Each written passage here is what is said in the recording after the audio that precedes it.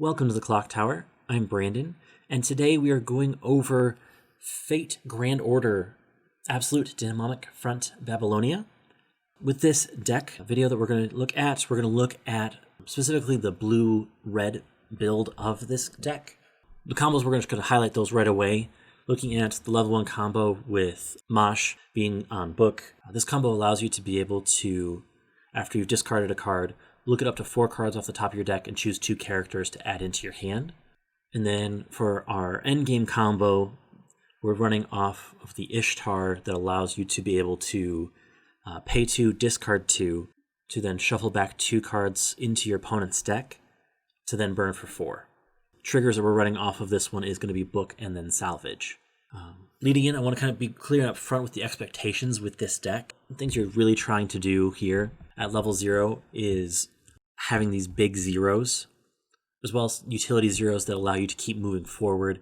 They help you maintain a board presence or hand presence, as we'll look at in a little bit, to help you keep going forward. As you go to level 1, immediately you're going into that combo. You want to push that combo right away, mill through that first deck, try to get into that second deck compression, trying to prepare for level 2 as best you can, trying to get to the point so that way when you refresh, you can refresh right there at level 2 to get your early plays into field.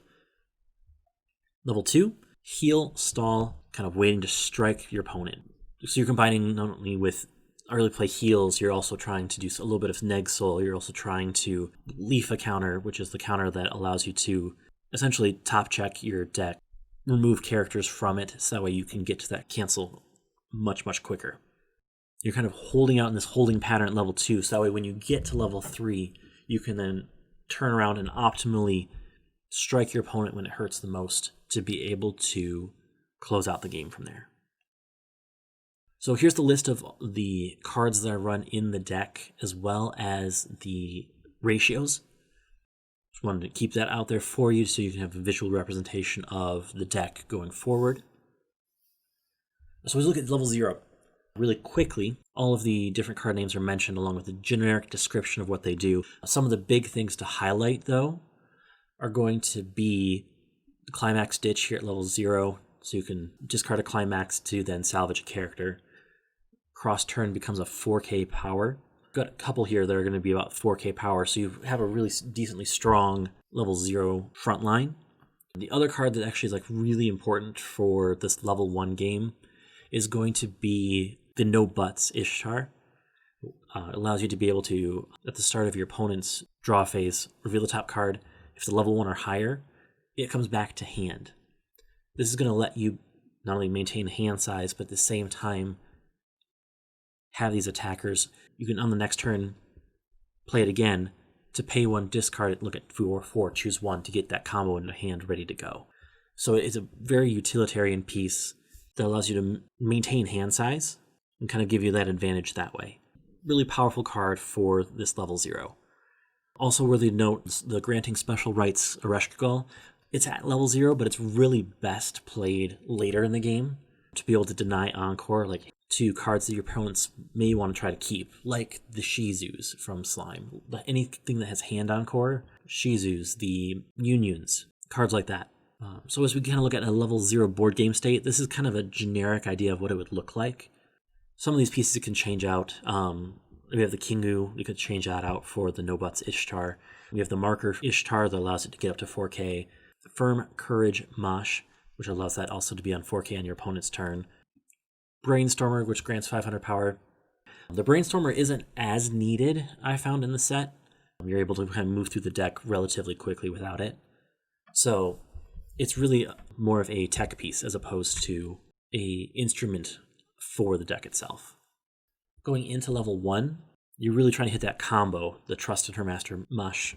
Some of the other interesting tech here, you have Anti-Early Play Bomb, you have the 1/1 that allows you to get hand Encore for you at 7/5, so pretty powerful, as well as Leaf a counter at level 1, which is pretty cool. The really big highlight for this one as well, that helps in later stages of the game as well, is your Back Row Mosh that allows you to pay 1, rest itself, to give a character basically a neg soul when your opponent faces it. So that way you can essentially try to heal ahead of time at that level 2 range. Something that Cardcaptor Sakura actually did really well with. Having a slight neg soul allows you essentially early healing potential. So you're not taking as much damage as you go. Helps delay the game. So level 1 board, this is really what you would want to see at level 1. You want to have that full front field level 1 combo. Your back row mosh at level 1. And then your off lane, whether it's a Brainstorm or whether it's another effect, having that card ready to go. Or be able to change out for your No Buts Ishtar. There's also really good placement there. But main thing you're looking at is those 3 and then the back row. As you go into level 2, our level 2s we have are the level 3 assist as well as the Gilgamesh counter. Gilgamesh counter is really interesting because it allows you to mill your opponent 3 cards. I found this to be most effective on the last attack of their opponent, so that way you can mill the top 3 out, so you're milling out, hopefully, potential climaxes to be able to get the opponent in the right deck state. So you can try to force things into or out of waiting room. So at level 2, this is really what you want to see. You want to see that back row in there, having early plays, getting your early plays on field as soon as possible, so that way you can add a neg soul to them, so you're getting ready to go. Early plays being stock healers. So these are ones that are going to be pretty powerful. Like at this point, Mosh right here, you're looking at 13k on attack, 14k on defense for power-wise. It's a stock healer, so pay 2, discard 1 to stock heal. And then having the 2 back row is what gives itself power. So having this kind of back row is going to be very, very helpful for Mosh to stay big and help maintain that field presence. Going into level 3, again, it's the early play that we just saw, as well as then the finisher, the goddess who rules over Venus, Ishtar. On play heal, and then the combo that goes along with it, the pay 2, discard 2, shuffle back 2, burn 4, like we talked about before. This is all the deck needs at level 3. So like the level 3 board, ideally, this is kind of about what you're looking at. You're only really going to be able to get 2 of these Ishtars off because of hand size, because realistically, you're trying to discard 4 cards from hand.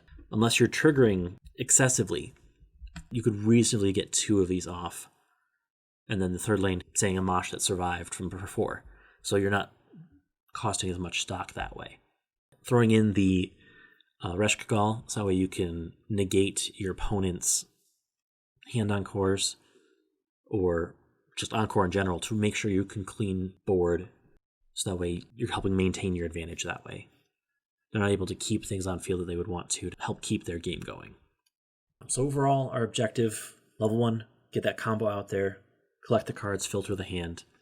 Level 2, heal stall, neg soul, heal. Trying to stay at level 2 as long as possible to better your chances of winning. Going to level 3, manipulating your component's compression for the win, so you're trying to mess with their deck to get those burn 4s to stick. Overall, the deck is fine. The deck works. The deck, I don't think, has a very high meta relevance. I think that it's going to be a good deck, but I don't think it's going to be a great deck. Like, you're able to do quite a few things, but you're not having that quite explosive finisher that you're looking for.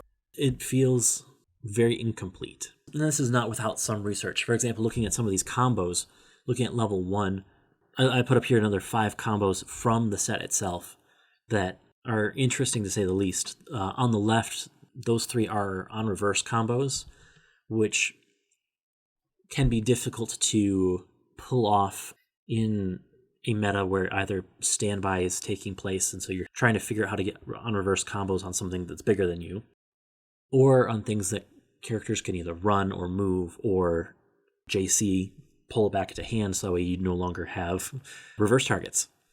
On the other side of the coin here, with like Kingu and Ana is a stock charging combo, just it's a back row stock charging combo, so you're not necessarily maintaining hand or field presence as much as you are trying to build up stock for the end game. It's fine. It doesn't quite do the same as what Mosh does. I think Mosh is a little bit better combo, which is why we're running it.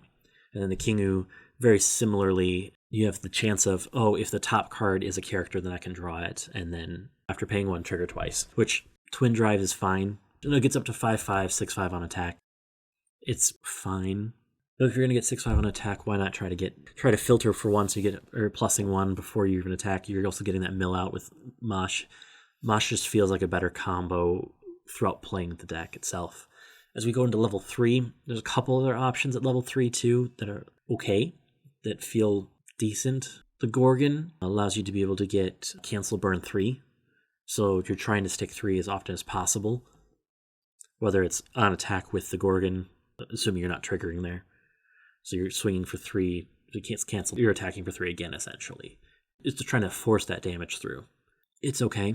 There's not a lot of yellow that helps for that to be the natural progression of the deck.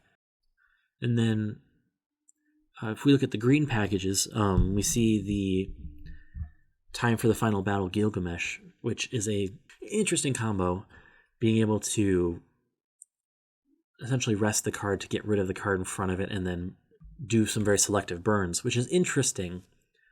One of the big problems I have with it is it doesn't replenish its own stock. It's very much the last turn card.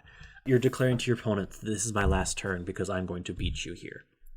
If you're not able to close out on that turn, say you were rushed to get to that point and you really wanted to get 2 turns at 3, this doesn't really help with that. The Gilgamesh is a stock healer, so you're discarding cards to do that, to try to help pay the cost for its climax combo. It's fine. It really feels like it pairs along with the Clock Kick Gilgamesh, which allows you kind of to be able to draw into itself. You're basically essentially able to draw into Clock Kick, and combo Gilgamesh. Guaranteed damage with Clock Kick is helpful, trying to be able to get those reverses in to then discard 2 characters to get it in. It really feels like it needs a little bit more green. This, obviously, running the Blue Mosh level 1 and the Blue Mosh early play, it can happen. You can make it work, and you can get there. It wants to synergize more with the green builds, and the Clock Kick also doesn't heal. Having the finisher being able to heal allows you for that opportunity to live cross turn if your combo doesn't work out. With that, this has really been the kind of overview of the deck itself, along with a couple of opportunities you could run as well. One of the cards that I'm looking forward to see, if it comes out as a promo, which it should, I suspect that it will, I would immediately include it in as an addition to the deck itself, is going to be the Sharpshooting Ishtar. I haven't seen it yet on the English Weiss database yet, so I'm suspecting that it might be coming out as a PR card within the near future. But if it does come out, it's a fantastic add-in. This PR card allows you to be able to, on attack, grant power to something else, and then if the damage it deals is canceled, it bounces to stock, which really then also helps with the stock generation of the deck itself. So I would keep an eye out for that one.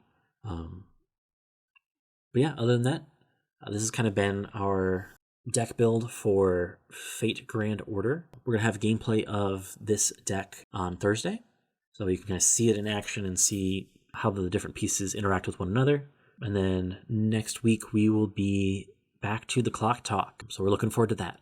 Until next time, have a good one.